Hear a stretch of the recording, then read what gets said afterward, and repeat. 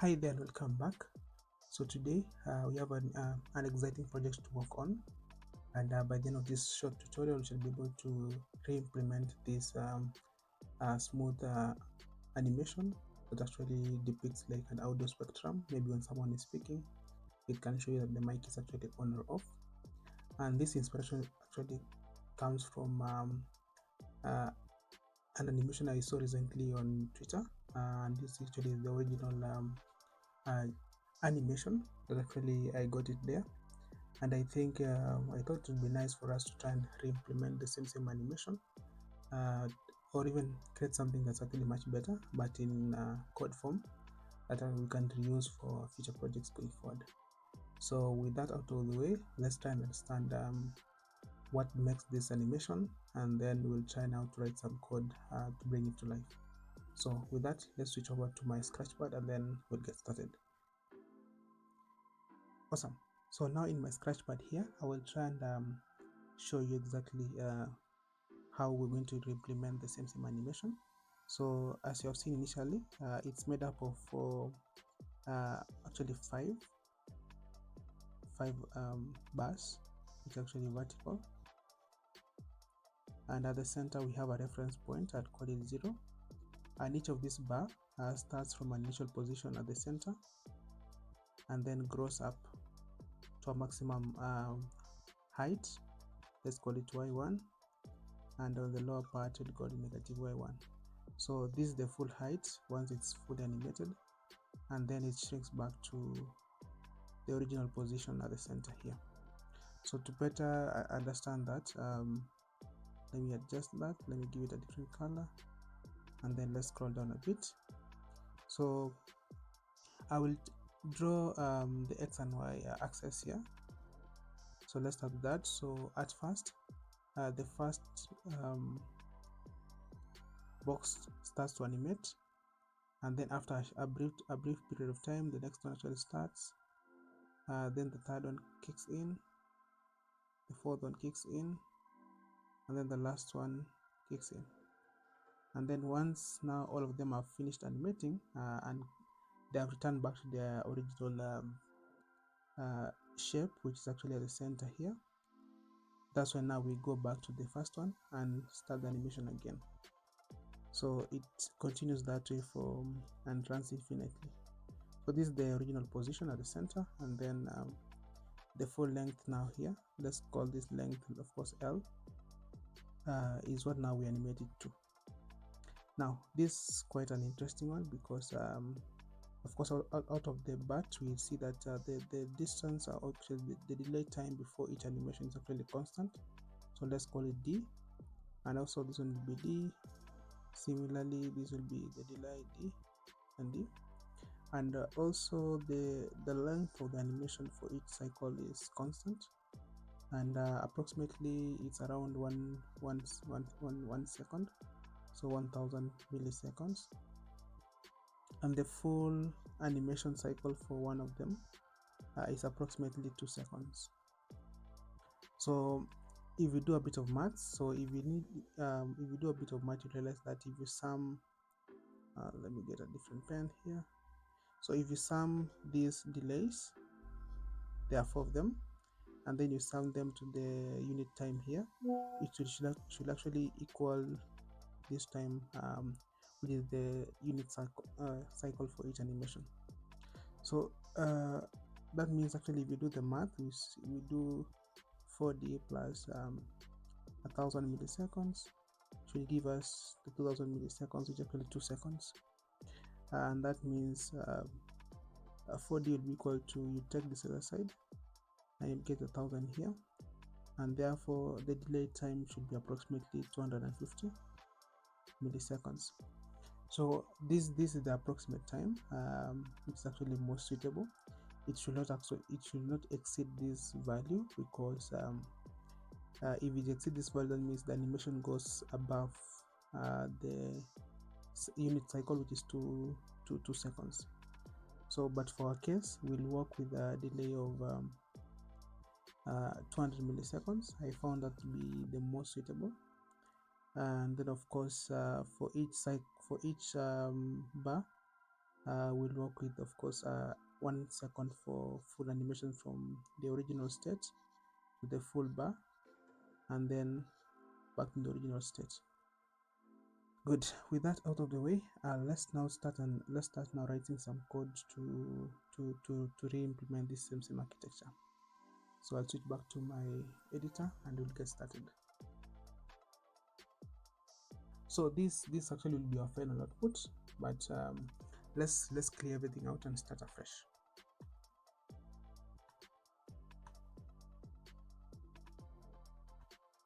So if you have Qt Creator, so first and foremost, create a new project.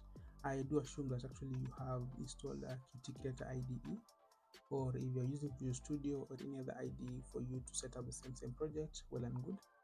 And here now, since with the latest Qt Creator, we're working with Qt version 6, and this comes with CMake support, and that's where you'll find these two options here.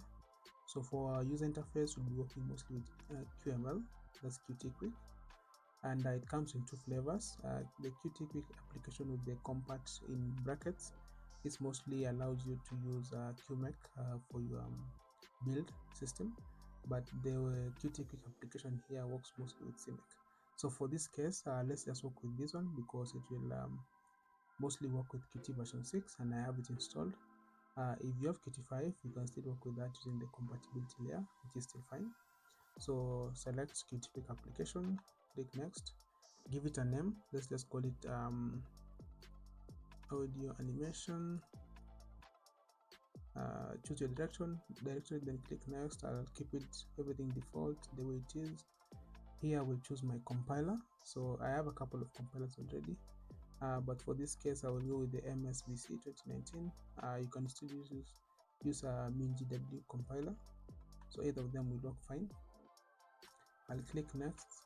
So maybe I can go, you can choose Git if you want to use version control. Let's go with Git. I'll push this code later to GitHub and we'll have access to it. And finally finish. So once you're here, your project is actually being set up.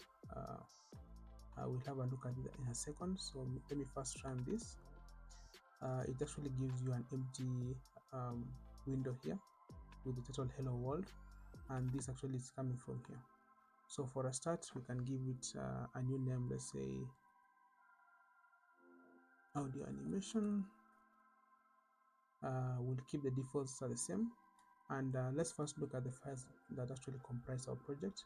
So we're not going to the CMake modules that are CMake specific. Similarly, I will not go in this folder.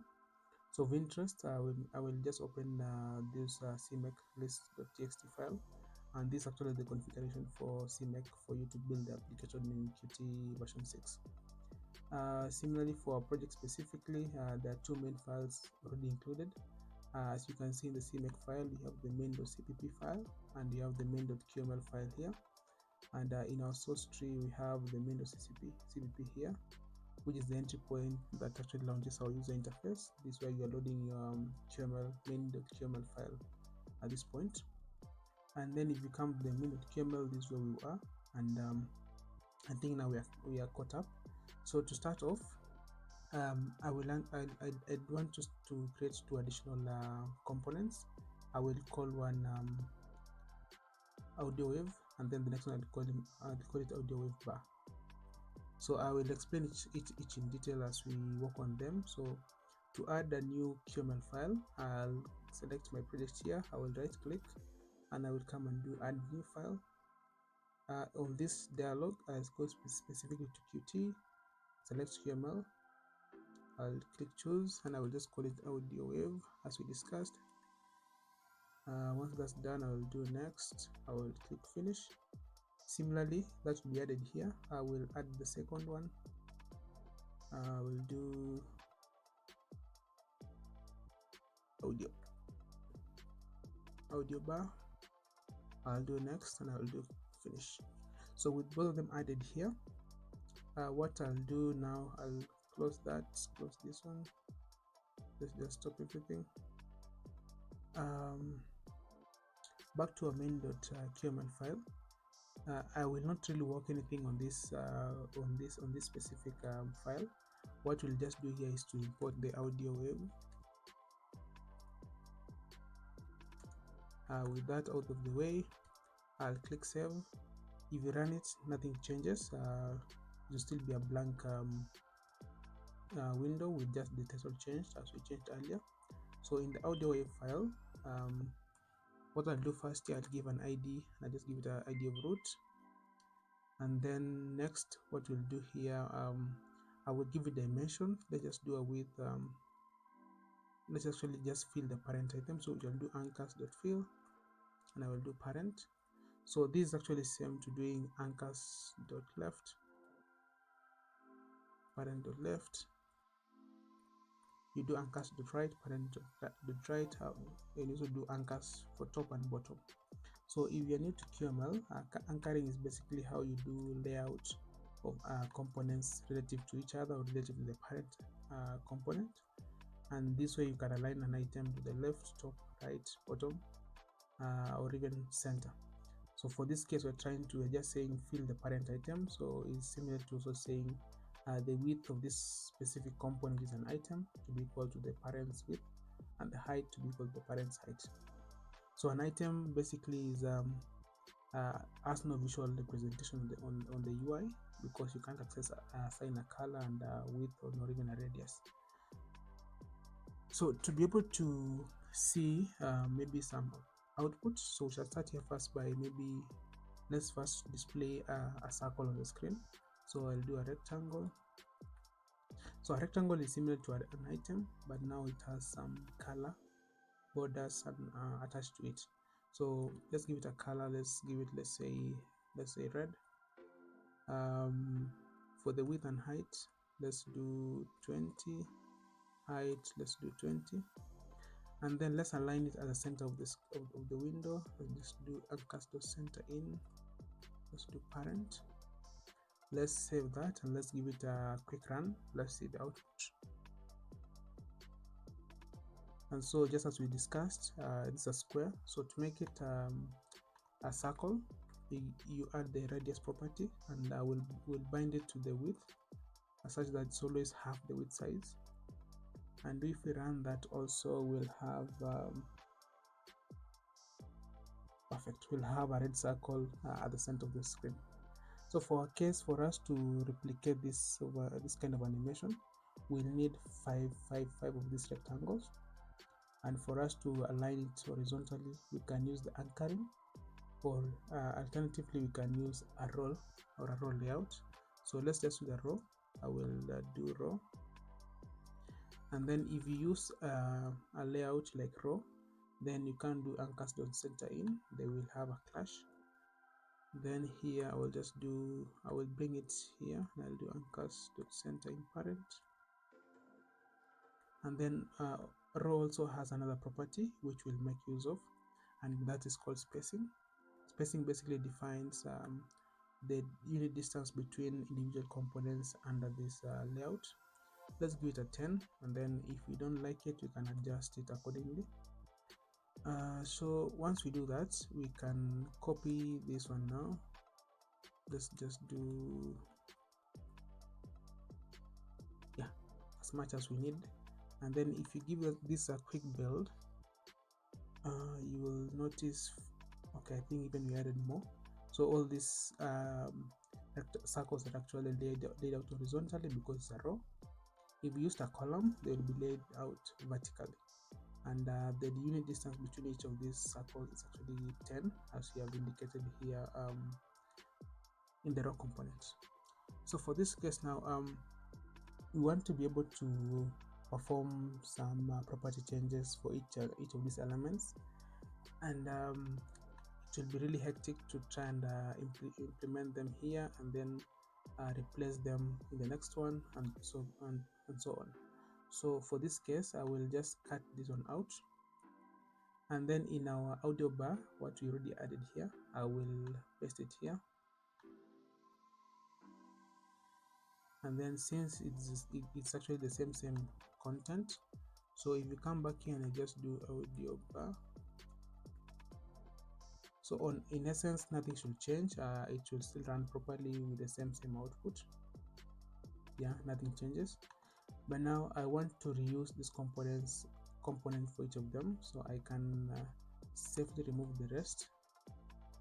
But since I don't want to copy this component over and over, I can use another component in QML called a repeater. And a repeat, actually basically what it does, it repeats the child components a number of times depending on the model given. So we'll pass here a property called model. Let's do 5. What this basically says is repeat this component called audio bar 5 times. So if we do run this also, it should be same as before, but now this time we have a more cleaner code, and that still works perfectly. Now so next thing to look into, let's first go into the audio bar. Currently we have, let's first give it an ID here. Let's do an ID of root. That way you can be able to refer to the root component. And now for us to be able to animate the height, because we need to animate the height from 20 to, let's say a value, let's say around 200. Let's work with a value of 200 and back to 20. To do that, that means we need to animate first from 20 to 200, maybe pause for a couple of milliseconds, then animate from 200 back to 20. Because if you look at this animation, you notice actually that it starts from, let's say, a value of 20, increments to a value of, let's say, 200 for our case, and then back to 20. So with that now out of the way, then what we are going to do, of course, is we're going to use a component in QML called sequential animation, and that allows us to run one animation after the other one without actually having to initialize all of them, maybe starting all of them manually. So we just do sequential animation here. Let's give it an ID. Let's say animation, sequential animation. I will even, let's just do height animation. And now inside here all animations in QML mostly have some default properties. One of them is running. Running basically says, is this animation currently running? Is that true or false?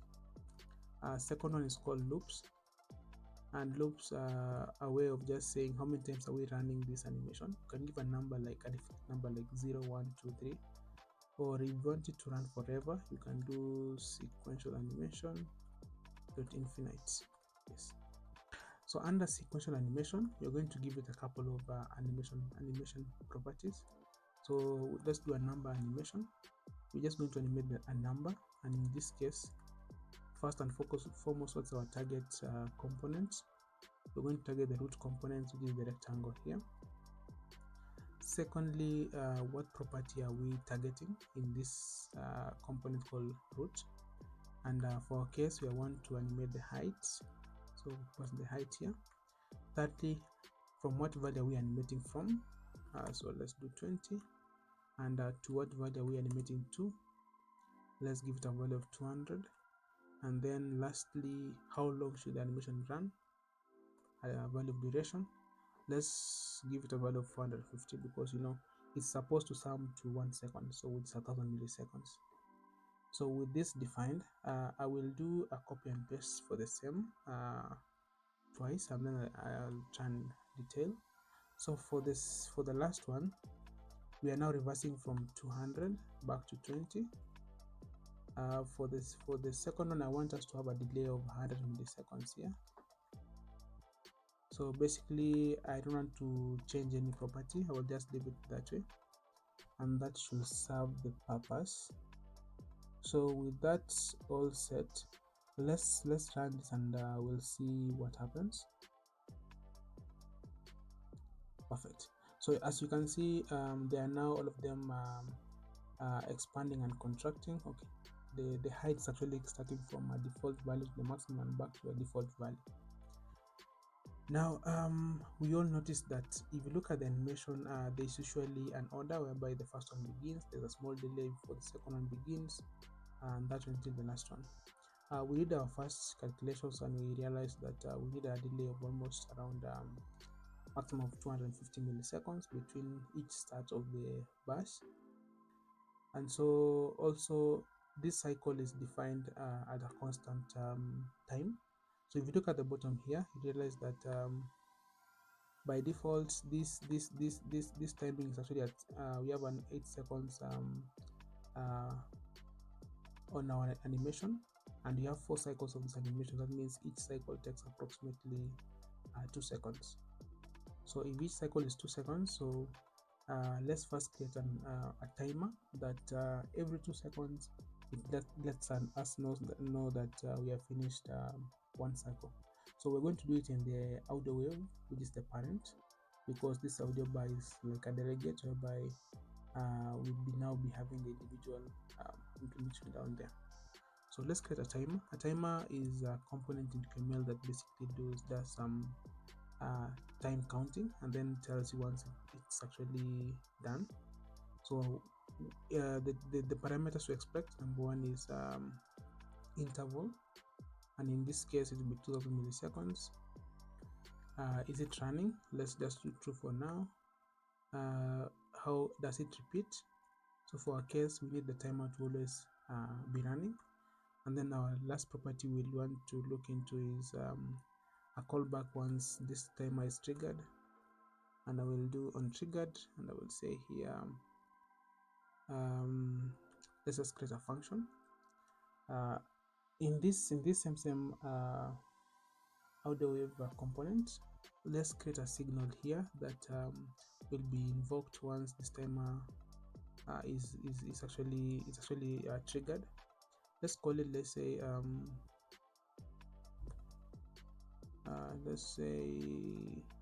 timeout, or whichever how you want to call it. It's a signal, so that means once we are done here, we'll just invoke it by doing root.timeout. Awesome, perfect. Now for us to be able now to utilize this timeout inside a component like audio bar here, so we'll have to use another QML component called connections.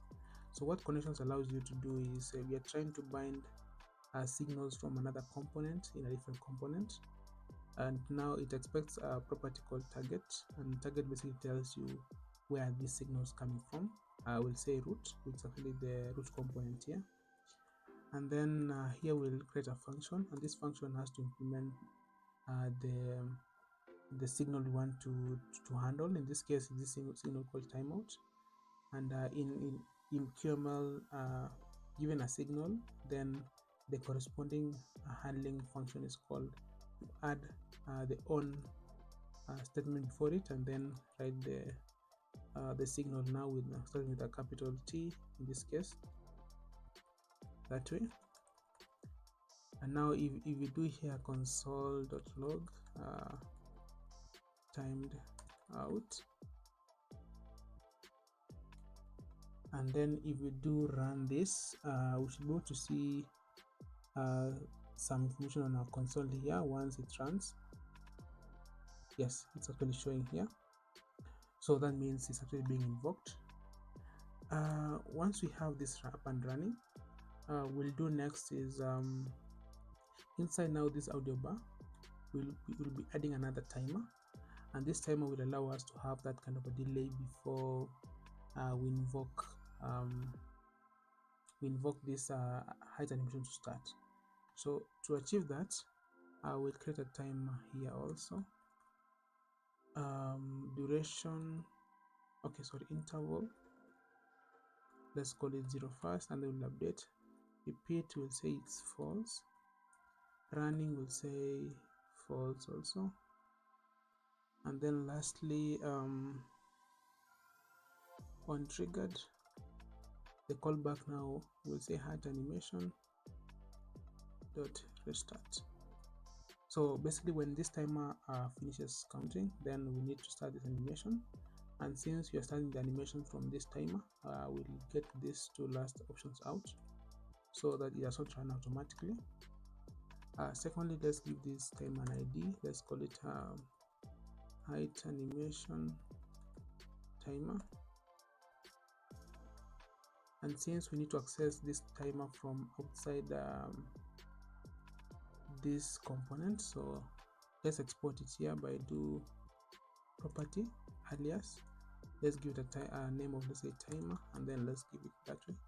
So we'll refer to this timer using this property called timer, and I will show you in a short while how.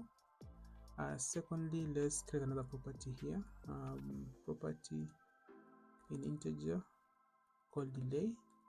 Let's pass a default value of 0, and this will be delay from that actually occurs from before this animation time actually kicks in, and this interval here which is replaced by delay. So with that out, let's go back to here.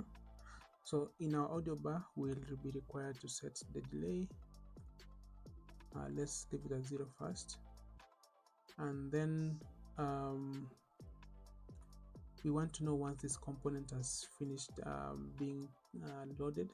So we'll do components dot on completed. So let's refer to the timer. Oh, sorry. Let's refer to the the timer triggered. So let's trigger the timer that's actually completed, and then we go back to so on timeout. Once we have this timeout, let's remove this and just replace by timer. This is the timer component we had, and then let's do restart. So let's restart the timer once we have a timeout. Good. On audio bar here, another property we need to have is the color. So at least we can have different colors for each and every audio bar to be different color, as I showed earlier. So to be able to achieve and pass this kind of data which is different for each audio bar, we'll have to create another model, and now this model we'll call it list model. Let's do a list model. So this will provide the data that we need to utilize. Let's just call it idea like a bar model, and then to add an individual data, we'll just do list element. We'll have the property called color. Let's begin with red because of danger, and then for property called delay, the first one will be just a delay of 0 because it starts immediately to animate. Let's copy this 5 times, and then we'll 2, 3, 4, 5. So for the second one, the delay I said a maximum of 250 milliseconds, so let's work with 200. The third one will be plus 200 is 400, plus 200 here is 600, plus 200 is 800. So the first one will animate after 0 seconds, second after 200 milliseconds, third after 400, 600, 800. In terms of color, I'll give this one orange.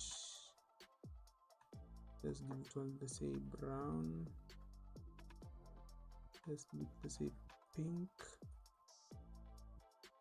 and let's see the last one. Let's see purple. With that done, so we'll use this model now to in our repeater here.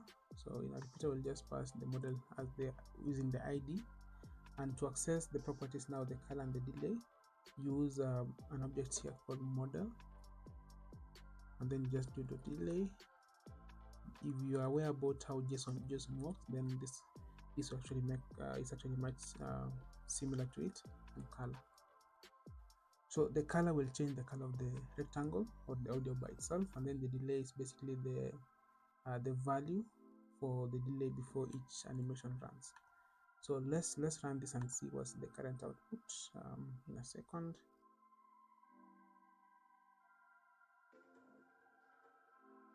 Yes. So what you're seeing here currently is that it's actually animating correctly. It's just the position of the bars is wrong, because the bars are actually aligned at the top of the container. So to solve that issue out, we'll come to our row, and to every bar we'll do here anchors. Let's anchor it at the center.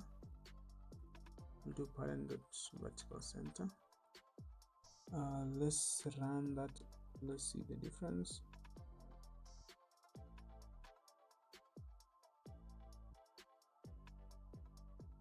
So yes, yeah, so this runs correctly. There's only a small bug when it starts, when all of them actually do expand uniformly, and that comes from this part. So if you go to audio bar, we need to ensure that we can add here triggered on start as true.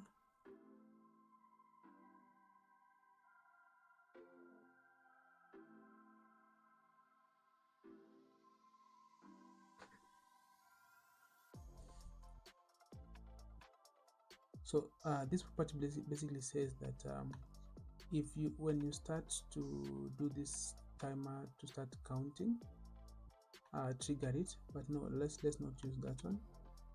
What you can do is we can also expose this sequential animation for us to invoke it from outside by creating another alias component. So I will do a property alias, let's give it the same,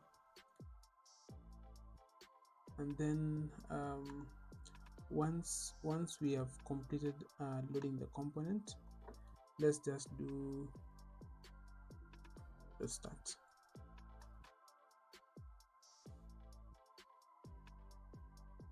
No.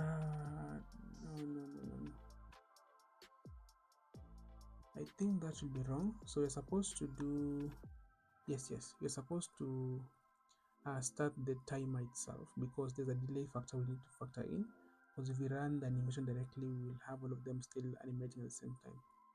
So we'll just do timer.start. That will allow us to allow the delayed time for each of the bars, which is different. Yeah, nice. So now all of them are now animating correctly, and you can, as you can see now, we have the different colors for each of them. Maybe one thing I might want to add, because basically we are actually done in terms of implementing it. I will add a switch that enables us to start or stop this animation, and then we'll also factor in that switch to ensure that that logic for starting and stopping the animation is actually factored in. And to do that, we'll go back to our main.qml here. Let's import another QML package called qt quick controls. Let's do qt quick.controls here. This will allow us to have a package here, module here, component called a switch. So with the switch there, I will try and align it to the top right corner. So let's do anchors.top, do parent.top, anchors.right, parent.right. So let's also add some little margin to the top and to the right. So to do that, just do anchors.right margin. Let's give it a 10, anchors.top margin also a 10. With that done, we need to have a state that actually maintains to know if we are having this animation running. So inside this AudioWave, let's create a property here, property called, let's say, running.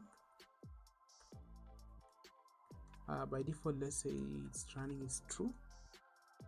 If you come back here in the switch actually has a property called checked that basically says, is it toggled on or off? I will give this AudioWave an ID for us to reference it. Let's just call AudioWave, and then I will do here, I will defer to the AudioWave as AudioWave to the, and then I will do the running property. So the switch is actually toggled on if it's if the animation have been set to be running. And then 2, when we toggle the switch, so on checked changed, yeah, I will want to do AudioWave dot running. I will give it a new value, which is the current checked value. And then inside the audio wave, we also need to ensure that everything is running properly. Sorry. So under this timer called running, I will pass it a property here called root.running. So it will depend on the root flag. And so if we run this, let's see what happens. So the animation runs properly, and we have this toggle switch which is on the top right, which is currently on because animation is running. But if I stop it right now, you realize that the animation will actually complete if it's just halfway, but the next cycle should not run. So if I switch this on off, it's no longer running. If I switch it back on, it will wait for almost 2 seconds for it to start again the animation. But if the animation was midway, like there, and I switch it off, it will complete fast. Reason being that this timer here only works on the next cycle, because this actually runs each animation cycle. If you want to have a fine-grained control, maybe on when I switch the timer on and off, I want all of them to maybe stop immediately, then you'll have to pass now that property down here to the audio bar. What you can even do is add maybe a property here called running, and I will do root.running. I will just copy this whole thing here, and then inside the audio bar, let's add that property here.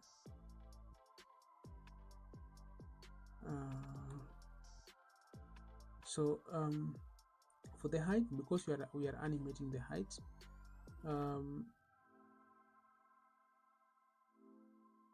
one of the things we'll do here is capture when this running property changes. So we'll come and do here on running changed. Then if we are running, then if you toggle back to running, it was off and then you're toggling it back on, then what we need to do is let's start the height animation. Let's start.